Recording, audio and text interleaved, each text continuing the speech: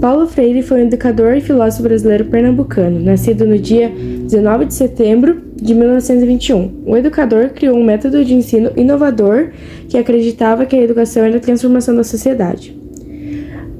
Freire costumava dizer que a educação era fundamental para a transformação da sociedade. Ele era um dos maiores críticos da educação bancária, que via o professor como o dono do conhecimento e o aluno como mero recebedor da sabedoria do mestre. Segundo ele, era preciso conhecer a experiência do aluno e saber de onde ele partia, assim levando em conta os conhecimentos prévios do aluno. O professor era capaz de cativá-lo e apresentar uma série de mudanças práticas no dia a dia. Toda a educação proposta pelo filósofo passava pelo diálogo e pela troca sem hierarquias. Professor e alunos eram vistos como iguais. O seu método de ensino era voltado principalmente para adultos analfabetos.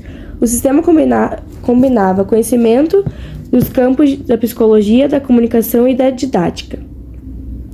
O educador enfatizava a importância de não usar um método único, com material didático pronto e fechado, mas sim aprender a partir do universo de cada grupo de analfabetos e começar a ensinar indo de encontro às necessidades reais das pessoas, no dia a dia. Ele sistematizou esse método em 1962. Sua obra mais importante foi e é Pedagogia do Oprimido. No livro, Paulo Freire defende a importância da educação para as camadas mais pobres da sociedade. Segundo Freire, só com acesso à formação é possível libertar as pessoas mais vulneráveis das condições difíceis que o sistema impõe. Na obra, Paulo Freire fala bastante sobre a relação entre opressores e oprimidos e sobre a dinâmica da sociedade que condena alguns e premia outros. Em Pedagogia do Oprimido, também se defende que o processo de ensino deve ser baseado na confiança entre professor e aluno e precisa ser construído valorizando o conhecimento prévio de cada aluno. O educador sublinha diversas vezes ao longo da obra como a educação tem um papel social transformador. A Pedagogia do Oprimido é até hoje um livro muito importante. Trata-se da terceira obra mais citada das ciências humanas no contexto acadêmico mundial e está entre os 100 livros mais requisitados nas universidades de língua inglesa. No dia 12 de abril de 1991, Paulo Freire criou o Instituto Paulo Freire, e se tornou uma fundação oficial em setembro de 1992. Com a missão de educar para transformar, a vontade de Paulo Freire era reunir educadores que apoiavam o seu método e aqueles que acreditavam que a educação era transformadora. Freire participou de todo o processo de criação do Instituto, desde a escolha do nome até do funcionamento da estrutura interna, definindo o estatuto. Nos dias de hoje, o Instituto conta com membros dispersos em mais de 90 países que ajudam a espalhar a palavra do educador. A Lei Brasileira número 12.612, criada em 2012, define Paulo Freire como patrono da educação brasileira. Ele recebeu o título de doutor honoris e até nos dias de hoje, muitas instituições brasileiras e internacionais usam o seu método de ensino. Agora eu vou falar uma frase dele, que ele tinha feito. Se a educação sozinha não transforma a sociedade, sem ela tampouco a sociedade muda. Isso foi um pouco do Paulo Freire.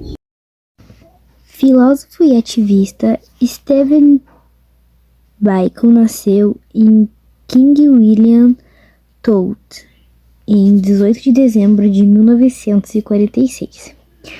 Steve Biko foi um ativista símbolo da resistência contra o apartheid e líder da consciência negra. Biko começou a se engajar em grupos multirraciais após terminar os estudos e entrar na universidade que ficava em Durban, onde cursava medicina. Ele se engajou principalmente no grupo NUSAS, que é a União Nacional dos Estudantes Sul-Africanos, onde as vozes negras não tinham muita autonomia. Steve foi eleito presidente da SASU, que é a Organização dos Estudantes Sul-Africanos, que foi criada em 1969. Nesse cenário surgiu o movimento da consciência negra, que pregava a necessidade de o povo negro agir como um grupo, juntar forças para se libertar das correntes da submissão e se enxergar não só como uma categoria de segunda classe da sociedade branca, mas como as pessoas dignas e autoconscientes. O envolvimento de Bacon na luta contra o apartheid fez com que ele fosse expulso do curso de medicina em 1972. Um ano depois, também por ser participante ativo do combate contra a segregação racial, foi deportado para sua cidade natal pelo governo sul-africano e proibido de fazer discursos e de sair da cidade.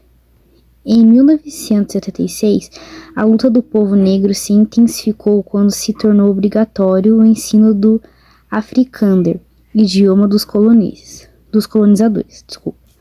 que servia como elemento de controle da sociedade negra por parte dos brancos.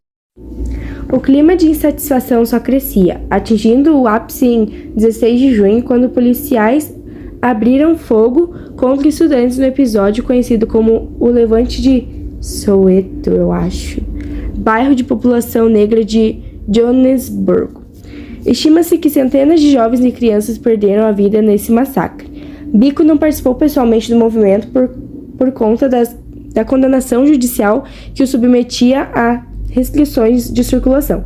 O que ocorreu em Soweto também foi decisivo para o destino de Biko, que mesmo com as autoridades em cima dele, conseguia militar, criando, com a ajuda de líderes locais, vários projetos sociais. Steve Biko era considerado perigoso pela habilidade em organizar e inspirar a juventude negra na África do Sul. Em 1977, o ativista foi preso em um bloqueio organizado pela polícia, levando sob custódia, interrogado, torturado e morto. O governo deu várias versões para sua morte, tais como greve de fome e suicídio. Segundo as autoridades, Biko teria batido a cabeça várias vezes na parede. A brutalidade de sua morte tornou-se símbolo da resistência negra contra o apartheid. Ele morreu sem ver o fim do regime ou a posse de Nelson Mandela como o primeiro presidente negro da África do Sul, mas sua história segue viva e inspiradora para quem, mesmo sofrendo segregação, validada por ler ou não, grita por liberdade e por afirmação. Henrique Dussel foi um filósofo argentino radicado no México. Nasceu em 24 de dezembro de 1934 na Argentina.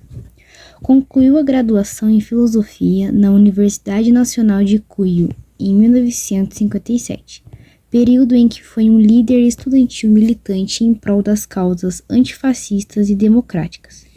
Dussel teve 2 doutorados e possui título de doutor honoris causa pela Universidade de Friburgo, na Suíça, e pela Universidade Maior de San Andrés, na Bolívia. Dussel sofreu um atentado em sua casa durante a ditadura militar em 1973.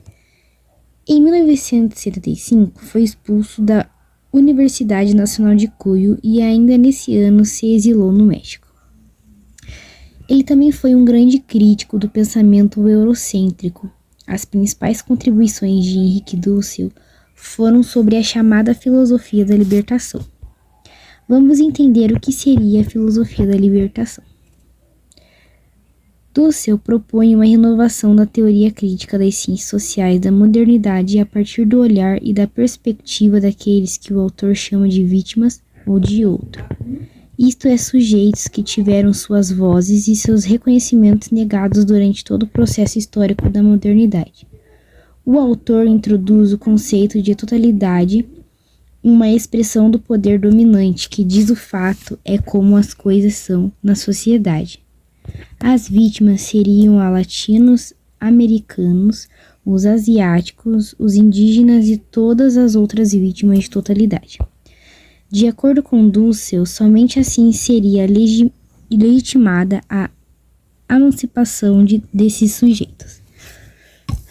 Dussel entende que o pensamento filosófico, ético e moral moderno é fortemente influenciado pelo pensamento europeu. E Dussel também afirma que o que motivou sua escrita foi a pobreza crescente da maioria da população latino-americana, que é constantemente sujeita a um capitalismo dependente que transfere valor ao capitalismo central.